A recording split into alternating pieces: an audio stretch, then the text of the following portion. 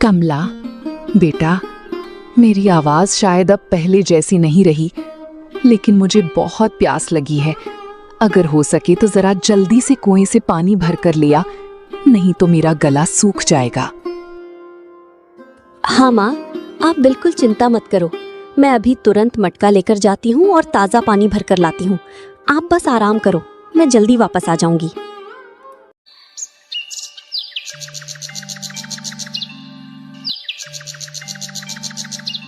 मेरी झोपड़ी की भाग आज खुल जाएगी। राम आएंगे, राम आएंगे, आएंगे, राम आएंगे। गांव के किनारे टूटी झोपड़ी में कमला और उसकी बीमार माँ बेहद गरीबी में जीवन बिताती थीं।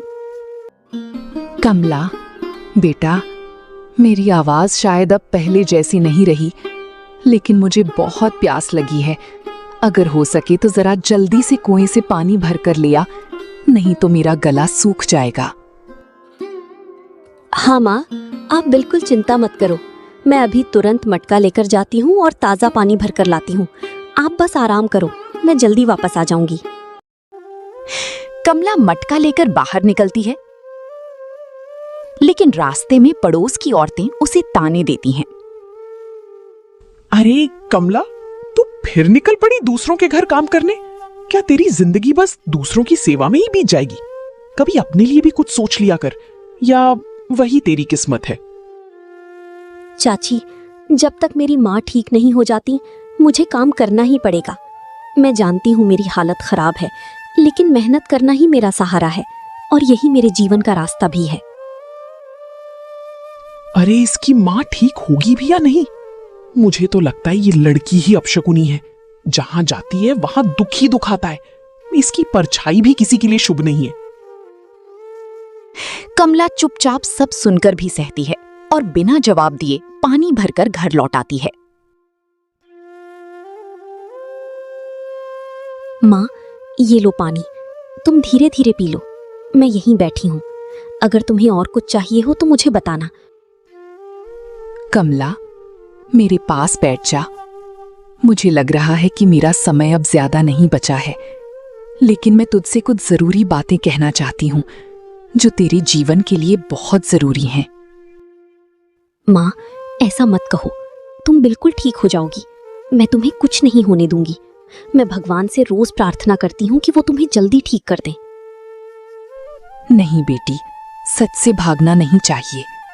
सुन, चाहे तेरे साथ कितना भी बुरा हो जाए, लेकिन तू हमेशा सच्चाई का साथ देना और कभी किसी से नफरत मत करना, चाहे वो तुझे कितना भी दुख दे। माँ, मैं वादा करती हूँ कि मैं आपकी हर बात मानूंगी। मैं कभी झूठ नहीं बोलूंगी और किसी से नफरत भी नहीं करूंगी। लेकिन आप मुझे छोड़कर मत जाओ। मैं अकेली कैसे रहूंगी? तू बहुत मजबूत है कमला। भगवान हमेशा अच्छे लोगों के साथ होता है। तू अकेली नहीं है। बस अपने दिल को साफ रखना और आगे बढ़ती रहना। सब ठीक हो जाएगा। कुछ ही पलों में मां की सांसें थम जाती हैं और कमला अकेली रह जाती है। माँ, आप मुझे छोड़कर कैसे जा सकती हैं? मैंने तो अभी आपके साथ जीना भी शुरू नहीं किया था। अब मैं इस दुनिया में किसके सहारे रहूंगी?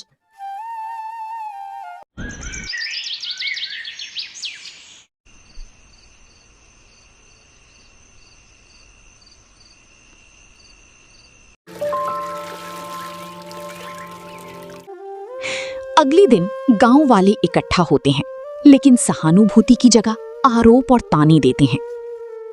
देखा सबने, मैंने पहले ही कहा था कि ये लड़की अपशकुनी है। अब अपनी मां को भी खा गई। ऐसी लड़की का इस गांव में रहना हम सबके लिए अशुभ है। हाँ सेठ जी, आपने बिल्कुल सही कहा।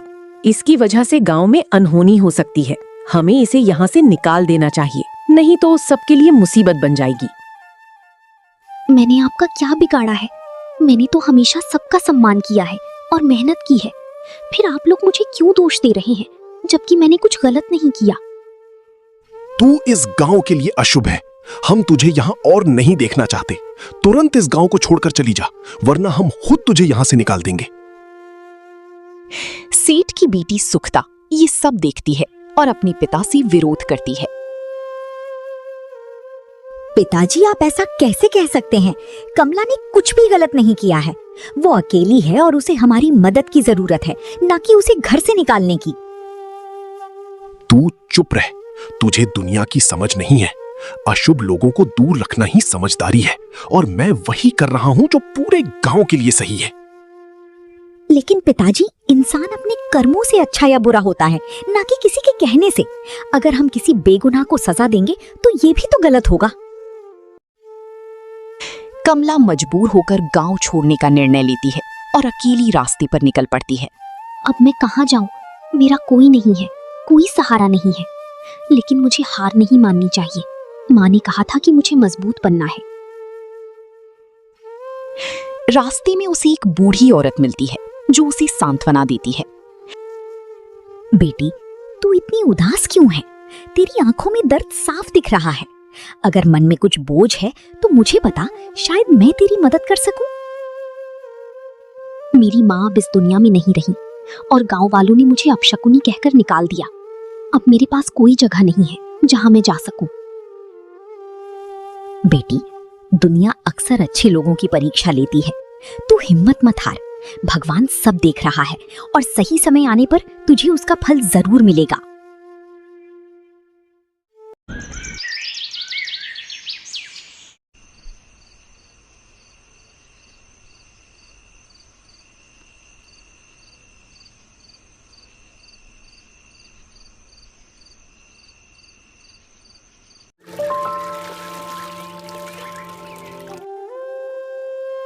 कुछ दिनों बाद गांव के लोग कमला की शादी एक अंधी भिखारी से करने का निर्णय लेते हैं। इस लड़की को कोई सहारा चाहिए, इसलिए हमने तय किया है कि इसे उस अंधे भिखारी के साथ भेज दिया जाए। वही इसका भविष्य होगा। क्या यही मेरी किस्मत है? लेकिन अगर यही मेरा भाग्य है तो मैं इसे स्वीकार करूंगी। शायद यही मेरे जीवन का रास्ता है। तुम सच में मुझसे शादी करोगी? मैं अंधा हूँ, गरीब हूँ और तुम्हें कोई सुख नहीं दे पाऊंगा, फिर भी तुम मेरे साथ जीवन बिताना चाहती हो? हाँ, मैं आपसे शादी करूंगी। मैं इंसानियत देखती हूँ, ना कि रूप या धन। अगर हम साथ रहेंगे तो मिलकर हर मुश्किल का सामना कर सकते हैं।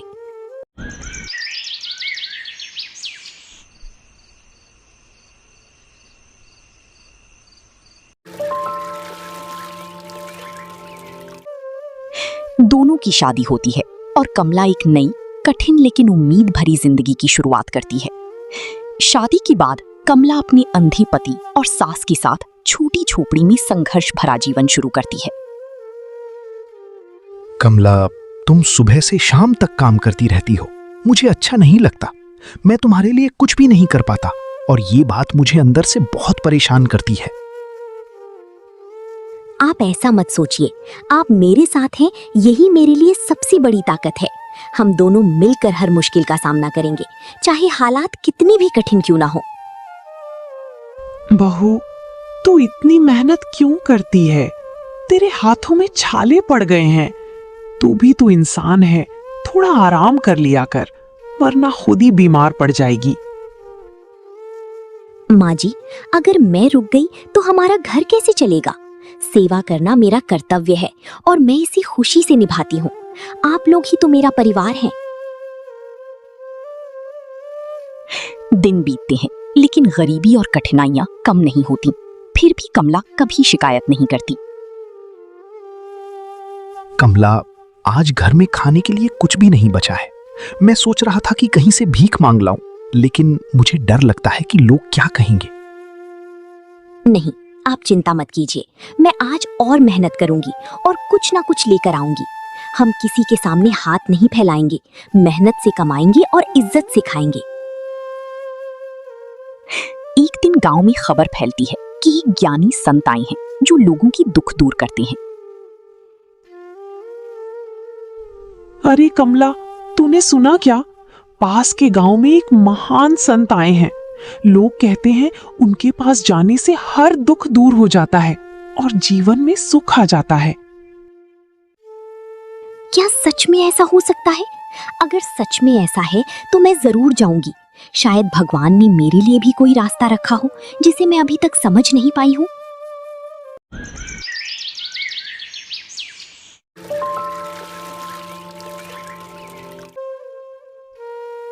अगले दिन कमला संत से मिलने के लिए निकलती है। मन में उम्मीद और संकोच दोनों होते हैं। महाराज, मैं आपके पास बहुत उम्मीद लेकर आई हूँ। मेरे जीवन में सिर्फ दुख ही दुख है और मैं समझ नहीं पा रही कि मैं क्या करूं और कैसे जीऊं। बेटी, पहले ये बता कि तू अपने दुखों को कैसे देखती है। क्या तू खुद को कमजोर समझती है या फिर इन कठिनाइयों को अपने जीवन की परीक्षा मानती है? महाराज, मैं खुद को कमजोर नहीं मानती, लेकिन जब लोग मुझे अपशकुनी कहते हैं और हर जगह ताने देते हैं, तब मेरा मन टूट जाता है और मैं निराश हो जाती हूँ। अगर तू खुद को अपशकुनी नहीं मानती तो दूसरों की बातों को अपने दिल में जगह क्यों देती है? इंसान वही होता है जो वो खुद को मानता है, न कि जो दुनिया कहती है। कमला संत की बातों को ध्यान से सुनती है और पहली बार अपने भीतर आत्मविश्वास महसूस करती है।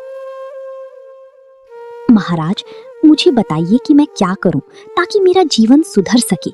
मैं मेहनत करती हूँ, सच्चाई से जीती हूँ, फिर भी मेरे जीवन में सुख क्यों नहीं आता? सुन बेटी, सेवा से बड़ा कोई धर्म नहीं होता। तू अपने परिवार की सेवा करती रह, बिना किसी शिकायत के। भगवान तेरी परीक्षा ले रहा है और जल्द ही तुझे इसका फल मिलेगा। लेकिन महाराज, कभी कभी मन में बहुत दुख होता है। जब लोग बिना वजह अपमान करते हैं तो सहना मुश्किल हो जाता है। ऐसे समय में मैं खुद को कैसे संभालूं? जब कोई तुझे दुख दे तो उसे अपने कर्मों का फल समझ। तू बस अपना कर्म करती रह, दूसरों के व्यवहार को अपने दिल पर मत ली, तभी तू सच्ची शांति पा सकेगी। कमला संत के चरणों में झुककर आशीर्वाद लेती है और नई उम्मीद के साथ घर लौटती है।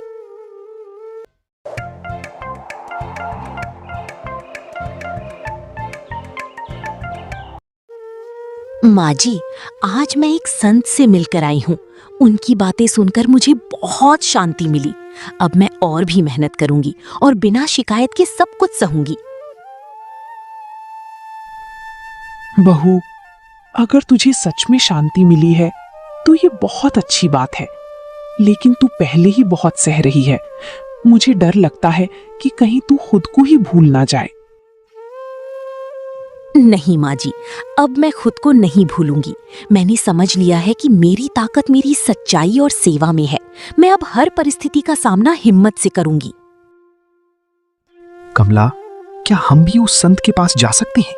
मैं उन्हें देख नहीं सकता, लेकिन उनकी बातें सुनना चाहता हूँ। शायद मुझे भी जीवन का सही रास्ता मिल जाए। हाँ, क्यों नहीं। मैं आपका हाथ पकड़कर आपको वहां ले जाऊंगी।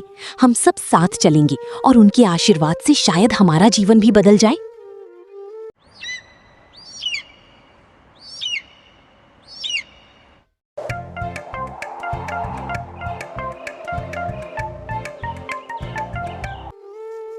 अगले दिन कमला अपने पति और सास को संत के पास लेकर जाती है, उम्मीद और विश्वास के साथ। महाराज, ये मेरे पति और मेरी सास हैं। मैं चाहती हूँ कि आप इन्हें भी आशीर्वाद दें ताकि हमारे जीवन में भी थोड़ा सुख और शांति आ सके। बेटी, तेरी श्रद्धा ही तेरी सबसे बड़ी ताकत है। जो अपने परिवार के लिए निस्वार्थ भाव से जीता है, भगवान उसका साथ कभी नहीं छोड़ता। बस धैर्य रखना जरूरी है। महाराज, मैं अंधा हूं और अपनी पत्नी पर पूरी तरह निर्भर हूं। क्या मेरे जीवन में भी कभी उजाला आएगा या मुझे इसी अंधकार में जीना होगा? अंधकार सिर्फ आंखों में नहीं होता, मन में भी होता है। अगर तेरी मन में विश्वास है तो उजाला जरूर आएगा। समय आने पर सब बदल सकता है। संत की बातों के बाद परिवार के भीतर आशा की नई किरण जागती है।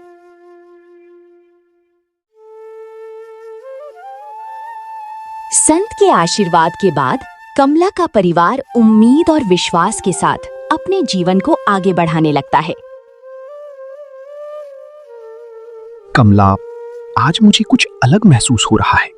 ऐसा लग रहा है जैसे मेरे भीतर कोई नई रोशनी जाग रही है, लेकिन मैं समझ नहीं पा रहा कि ये क्या हो रहा है। आप चिंता मत कीजिए, ये संत महाराज का आशीर्वाद है। उन्होंने कहा था कि विश्वास रखो, सब ठीक होगा। शायद ये उसी का असर है। हमें धैर्य रखना चाहिए। कुछ दिनों बाद अचानक एक चमत्कार होता है और कमला के पति की आंखों की रोशनी लौटने लगती है। कमला, मुझे हल्का हल्का दिखाई दे रहा है। पहले सब अंधेरा था, लेकिन अब जैसी धुंधली रोशनी दिख रही है। क्या ये सच है या मैं सपना देख रहा हूँ? ये सपना नहीं है, ये सच है। भगवान ने हमारी सुन ली है। आपकी आंखें ठीक हो रही हैं। हमारा विश्वास और मेहनत रंग ला रही है। अब सब कुछ बदल जाएगा। धीरे धीरे उसकी आंखें पूरी तरह ठीक हो जाती हैं और वो सामान्य जीवन जीने लगता है। कमला, अब मैं सब कुछ देख सकता हूँ। मैं तुम्हारा चेहरा पहली बार देख रहा हूँ और मुझे गर्व है कि मेरी पत्नी इतनी साहसी और सच्ची है, जिसने हर मुश्किल में मेरा साथ दिया। ये सब भगवान और आपकी किस्मत का फल है। मैंने तो सिर्फ अपना कर्तव्य निभाया है। अब हमें और मेहनत करनी चाहिए ताकि हम अपने जीवन को बेहतर बना सकें। समय के साथ कमला और उसका पति मेहनत करके छोटा व्यापार शुरू करते हैं और धीरे धीरे समृद्ध होने लगते हैं।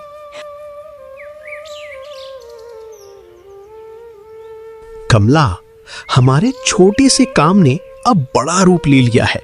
लोग हम पर भरोसा करने लगे हैं और हमारी मेहनत का फल हमें मिलने लगा है, जो कभी हमने सोचा भी नहीं था। हाँ, ये सब हमारी मेहनत और ईमानदारी का परिणाम है। हमने कभी गलत रास्ता नहीं अपनाया और शायद यही कारण है कि आज भगवान ने हमें ये सुख दिया है। उधर गांव में सेठ का घमंड उसे गलत फैसले लेने पर मजबूर करता है और उसका व्यापार धीरे धीरे डूबने लगता है। ये कैसे हो गया? मेरा सारा व्यापार घाटे में जा रहा है। जिन लोगों पर मैंने भरोसा किया वही मुझे धोखा दे रहे हैं। क्या ये मेरे कर्मों का फल है? सेठ जी, आपने कई लोगों के साथ अन्याय किया है। शायद अब समय आ गया है कि आप अपने कर्मों का हिसाब देखें और समझें कि आपने कहां गलतियां की हैं। सेठ की बेटी सुखदा भी अपने पिता के पतन से दुखी होकर कठिन जीवन जीने लगती है। पिताजी, मैंने आपको पहले ही समझाया था कि किसी के साथ अन्याय मत कीजिए। आज जो हमारे साथ हो रहा है वो कहीं ना कहीं हमारे ही कर्मों का परिणाम है। सुखदा, अब मुझे अपनी गलती समझ में आ रही है। मैंने एक बेगुनाह लड़की को अपमानित किया और उसे घर से निकाल दिया। शायद भगवान मुझे उसी की सजा दे रही है।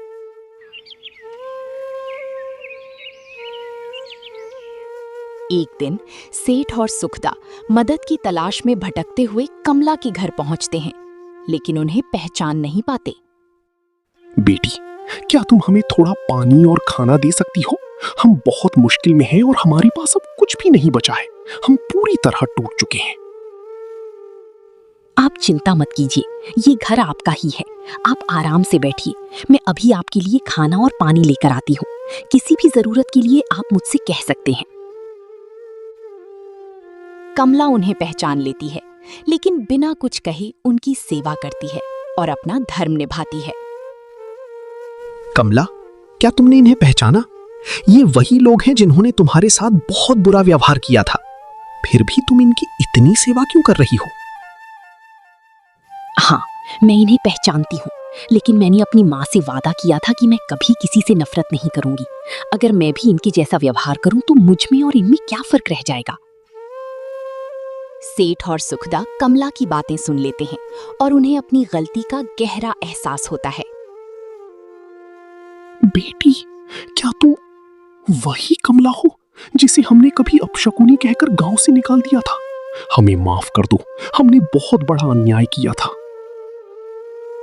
मैं वही कमला हूँ, लेकिन अब मेरे दिल में आपके लिए कोई गुस्सा नहीं है।